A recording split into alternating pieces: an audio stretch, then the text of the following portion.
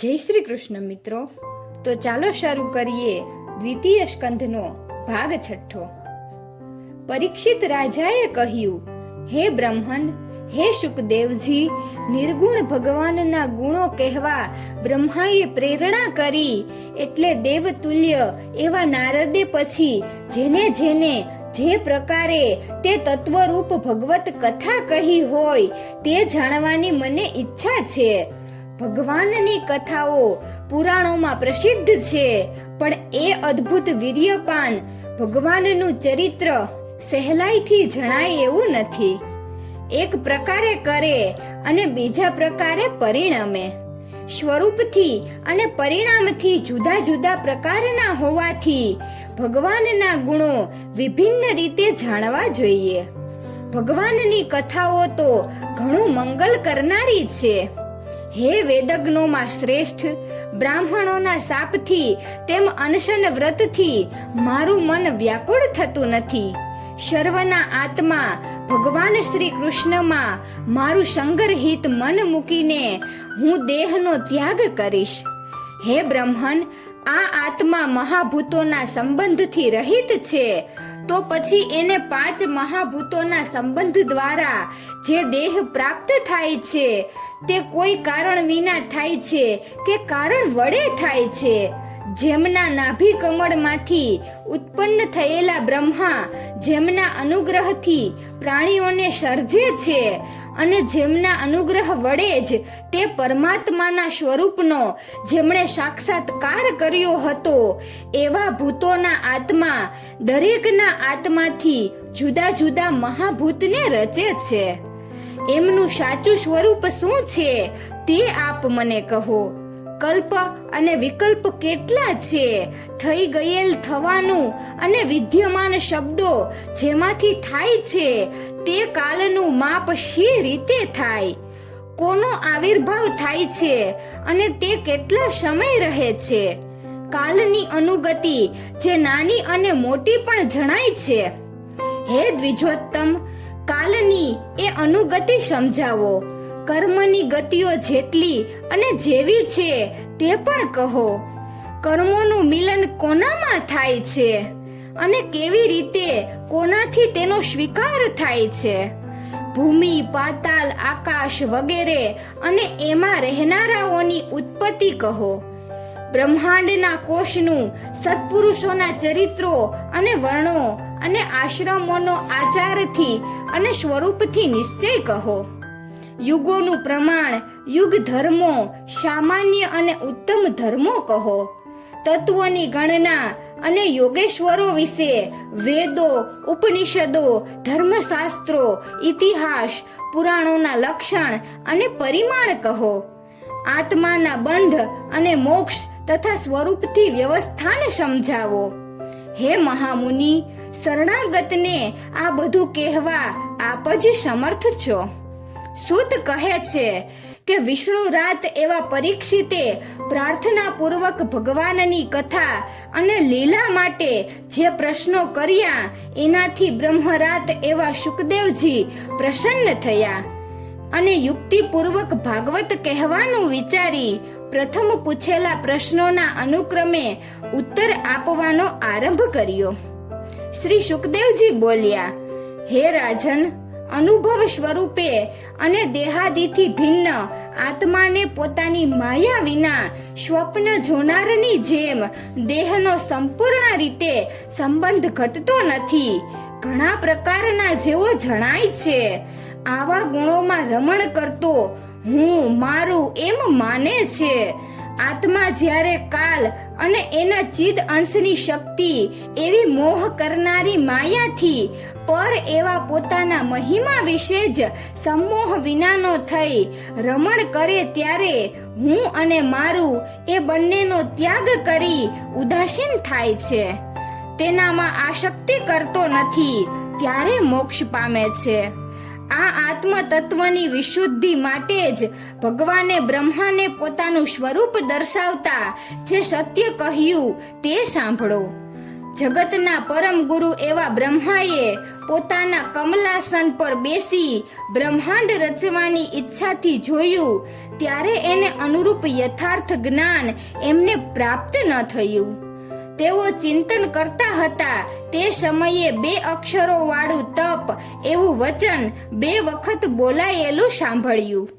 હે રાજન, બોલનારને શોધવા બ્રહ્માએ દિશામાં જોયું પણ અન્ય કશું જ દેખાયું નહીં.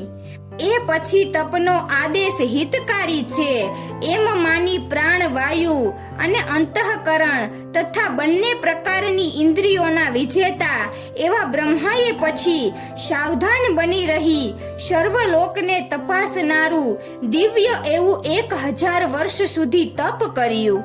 આ પ્રમાણે તપ કરવાથી પ્રસન્ન થયેલા ભગવાનના સમાન રૂપ વાળા દેખાતા આભરણો વાળા પ્રવાલ વૈડુર્ય અને કમલ જેવી કાંતિ વાળા નિર્દોષ સેવકો અને એમના ભોગનો પરિચય સધાવ્યો અને પછી લક્ષ્મી આદિ પોતાની શક્તિઓ સાથેના મહાભોગ વાળા સ્વયં પોતે બ્રહ્મા સમક્ષ પ્રગટ થયા.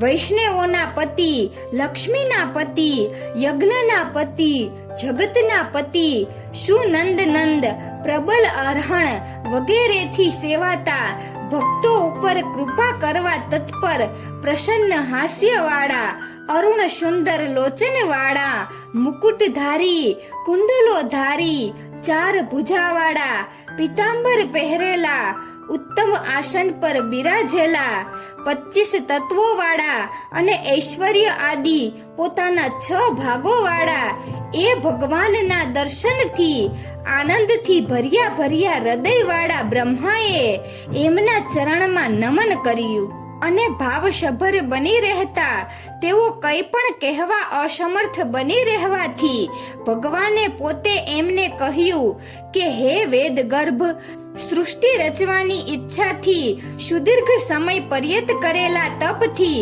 હું પ્રસન્ન થઈ રહ્યો છું. તપ કરવાનો આદેશ મેં જ આપ્યો હતો. તપ એ મારું હૃદય છે. હું તપનો આત્મા છું.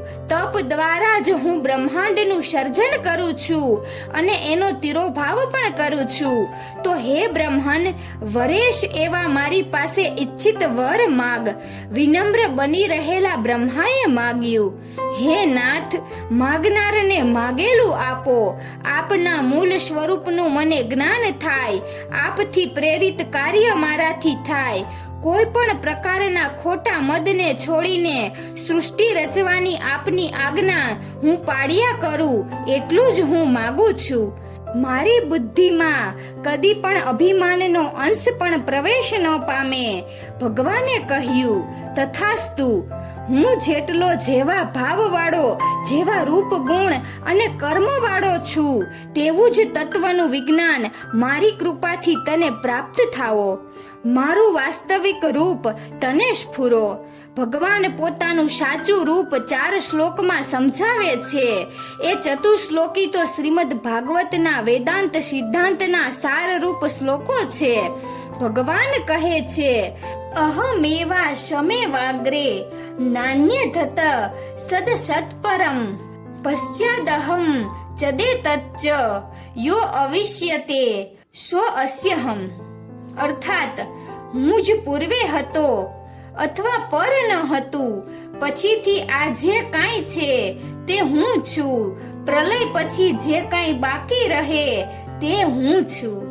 ઋતે અર્થ યત પ્રતિયેત ન પ્રતિયેત ચાત્મની તમ વિદ્યાદાત્મનો માયામ યથા અભાસો યથા તમઃ.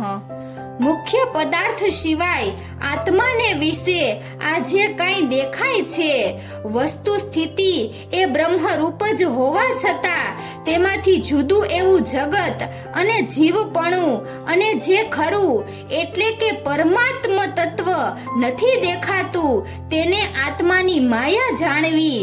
જેમ અંધકાર વસ્તુ સ્થિતિએ અંધકાર એટલે તેજનો અભાવ હોવા છતાં મિથ્યા જ્ઞાનથી તેનું અંધકાર એવું નામ આપવામાં આવ્યું છે. જે વસ્તુ સ્વરૂપમાં જુદા પ્રકારની જણાય છે તે જીવોને વ્યામોહ કરનારી એવી જે માયા કહી છે તેનું કાર્ય છે. એ માયા જીવને વ્યામોહ કરાવીને તેના સંબંધવાળા અંતઃકરણ બુદ્ધિ વગેરેને પણ વ્યામોહ કરાવે છે. યથા મહાંતિ ભૂતાની ભૂતેષુચ્ચા વચે ધ્વનુ પ્રવિષ્ટાન્ય પ્રવિષ્ટાની તથા તેષુ ન તેષ્વહમ. જેવી રીતે પંચમહાભૂતો ઉચ્ચ અને અવચ એવા ભૂતોમાં સર્જ્યા પછી પેઠેલા દેખાય છે, વસ્તુ સ્થિતિએ પાછળથી પ્રવેશેલા નથી, પણ તદ્રુપ જ ભૂતો છે. તે જ પ્રમાણે હું તે મહાભૂતોમાં અને ભૂતોને સર્જીને પછીથી પ્રવેશેલો ભાસું છું. વસ્તુ સ્થિતિએ તેઓમાં પાછળથી પ્રવેશેલો નથી, પણ તે બધામાં સમન્વિત જ છું. આ શ્લોકમાંના 32મા શ્લોકમાં જગદાદિને મિથ્યા કહેવાનો ભાગવતકારોનો લેશ પણ આશય નથી એ સ્પષ્ટ થતું હોય. સર્વ ખલ્વિદ્વમ બ્રહ્મ તજલામ એ બૃહદરાણ્યક ઉપનિષદકના વાક્ય મુજબ આ બધું જ અખંડ અદ્વૈત એક જ બ્રહ્મ છે તે સિદ્ધાંતની સ્પષ્ટતા છે. 33મા શ્લોકમાં જગત જીવ એ માયા કાર્ય છે એટલે તે નથી જ એમ કહેવાનો આશય નથી. પાછલા શ્લોકમાં કહ્યા પ્રમાણે બધું જ પરમાત્મામય છે એટલે આપણી નજરે પરમાત્મા તત્વથી અલગ એવું જે જગત અને જીવપણું પ્રતીત છે તે પ્રતીતિ માત્ર માયિક અર્થાત મિથ્યા છે. તે પદાર્થ તો બ્રહ્મરૂપ જ છે. 34મા શ્લોકમાં સ્પષ્ટ દર્શાવાયું છે કે મહાભૂતો પદાર્થોમાં ઓતપ્રોત છે. તે જ રીતે ભગવાન બધા જ માં ઉપાદાન કારણ રૂપે અખંડ જ ઓતપ્રોત છે. બધું જ પરમાત્મા રૂપ છે. આ જ પરમ અર્થ છે, પાછળથી પ્રવિષ્ટ નથી.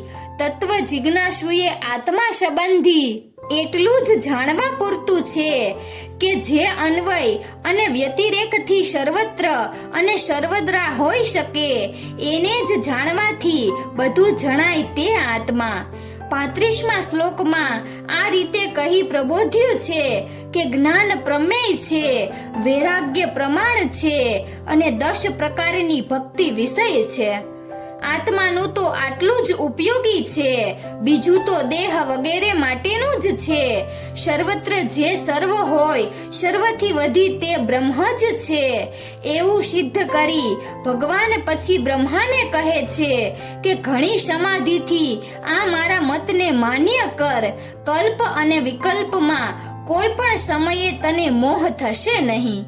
એ પછી ઇન્દ્રિયોના લાભરૂપ શ્રી હરિ અંતર્હિત થયા ત્યારે સર્વભૂતોથી સભર એવા બ્રહ્માએ નિરાભિમાન બની રહી પહેલાની પેઠે જ વિશ્વ રચ્યું.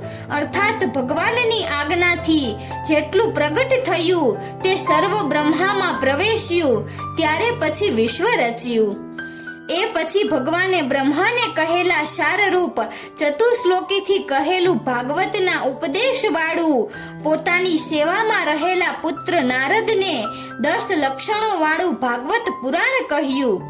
સરસ્વતીના કિનારે પરબ્રહ્મનું ધ્યાન કરનાર અપાર તેજવાળા મુનિ વ્યાસને નારદે ભાગવત કહ્યું અને મારા પિતા એવા વ્યાસ પાસેથી એ ભાગવત હું ભણ્યો છું. આ પરંપરા કહીને પછી સુખદેવજીએ પરીક્ષિતને કહ્યું કે હે નૃપ, તમે મને પ્રશ્ન કર્યો હતો કે વિરાટ પુરુષથી આ જગત કેવી રીતે ઉત્પન્ન થયું અને બીજા પણ પ્રશ્નો તમે પૂછ્યા હતા તે સર્વેનો ઉત્તર હવે હું તમને બરાબર કહું છું તે સાંભળો. શ્રીમદ ભાગવતનું પ્રયોજન આનંદરૂપ શ્રી હરિની લીલા જ દર્શાવવાનું હોવા છતાં પણ તત્વ દર્શનમાંય અન્ય પુરાણો કરતા તેનું મહત્વ વધારે છે. સાંખ્ય યોગ અને શુદ્ધ અદ્વૈતવાદનું વિસ્તૃત અને અણિશુદ્ધ સ્વરૂપ શ્રીમદ ભાગવતમાં પ્રાપ્ત થાય છે. અન્ય પુરાણો કરતા શ્રીમદ ભાગવતમાં કેટલીક વિશિષ્ટતાઓ પણ છે. એમાં અતિ મહત્વની એક વિશિષ્ટતા એ છે કે અન્ય પુરાણોમાં 5 લક્ષણો મળે છે, જ્યારે શ્રીમદ ભાગવતમાં 10 લક્ષણોનું વિવરણ કરવામાં આવ્યું છે. અને એ કારણે જ ભાગવતને મહાપુરાણ કહેવામાં આવે છે. લક્ષણ એટલે વર્ણ્યમાન વિષય. ભાગવતમાં 2 સ્થળે 10 લક્ષણો વાળું વર્ણન મળે છે. આ દ્વિતીય સ્કંધના 10મા અધ્યાયમાં અને દ્વાદશ સ્કંધના 7મા અધ્યાયમાં બંને સ્થળના લક્ષણોમાં કેટલાક શબ્દો સરખા છે અને કેટલાક જુદા છે. જુદા પડતા શબ્દો અર્થની દ્રષ્ટિએ લગભગ સરખા છે. દ્વાદશ સ્કંધમાંના 10મા લક્ષણોની વ્યાખ્યા ઉપર સાંખ્ય દર્શનની અસર વધુ છે. દ્વાદશ સ્કંધોક્ત વ્યાખ્યાઓ વેદાંત પરક છે. દ્વાદશ સ્કંધમાં મળતા લક્ષણો ભાગવતની કથા પૂરી થયા પછી વેદની શાખાઓ અને પુરાણની પરંપરા દર્શાવવાના પ્રસંગે પરીક્ષિતને મુક્તિ મળ્યા પછી આપવામાં આવ્યા છે. જ્યારે આ દ્વિતીય સ્કંધોક્ત 10 લક્ષણો ભાગવતની કથા પરીક્ષિતને સંભળાવવાનું શરૂ થાય છે ત્યારે આપવામાં આવ્યા છે. એટલે ભાગવત સાથે એઓનો સાક્ષાત સંબંધ હોવાથી એને ગણાવાતા અત્ર અર્થાત આ ભાગવતમાં એવો શબ્દ પ્રયોગ થયો હોવાથી તે લક્ષણો અંતરંગ માનવામાં આવ્યા છે. શુકદેવજી કહે છે કે અત્ર સર્ગો વિસર્ગશ્ચ સ્થાનમ પોષણ મૂતયઃ મન્વંત રેસાનુ કથા નિરોધો મુક્તિરાશ્રયઃ. આ ભાગવતમાં સર્ગ, વિસર્ગ, સ્થાન, પોષણ, ઉતિ, મન્વંતરો, ઈશાનુ કથા, નિરોધ, મુક્તિ અને આશ્રય આ 10 પદાર્થોનું વર્ણન કરવામાં આવ્યું છે. મિત્રો, તો અહીં દ્વિતીય સ્કંધનો ભાગ 6 પૂર્ણ થાય છે. તો આવતા વિડીયોમાં આપણે આ 10 લક્ષણો વિસ્તારથી જાણીશું. તો જો તમને અમારો વિડીયો પસંદ આવ્યો હોય તો વિડીયોને લાઈક અને શેર કરજો અને અમારી ચેનલને સબસ્ક્રાઇબ કરજો. વિડીયો અંત સુધી જોવા બદલ ખૂબ ખૂબ આભાર. જય શ્રી કૃષ્ણ. જય દ્વારકાધીશ.